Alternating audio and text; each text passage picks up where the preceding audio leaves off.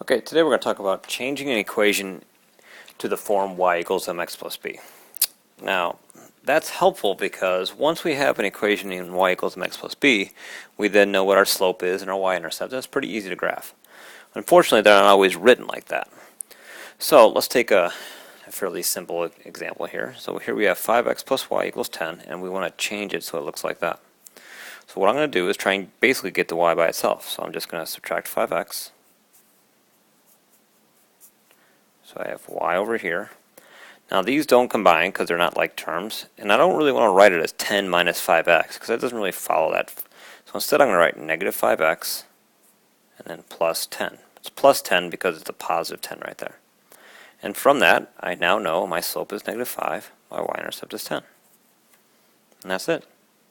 Now they're not always quite that easy. Let's look at another one. Let's say 4x minus y equals negative 6. Okay, so first step is going to be the same. I'm going to subtract 4x.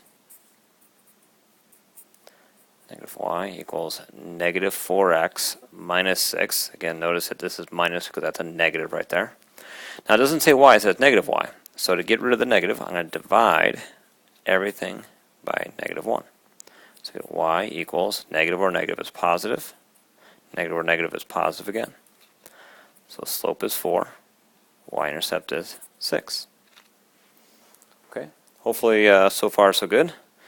Let's do another one though. What if I had,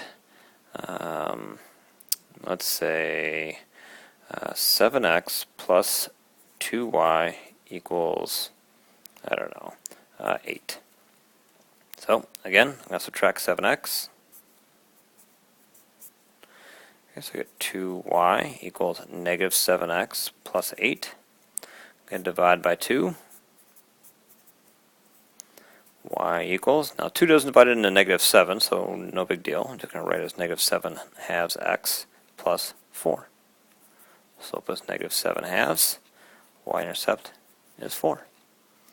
And that's it. That's basically how you go about changing an equation into y equals mx plus b.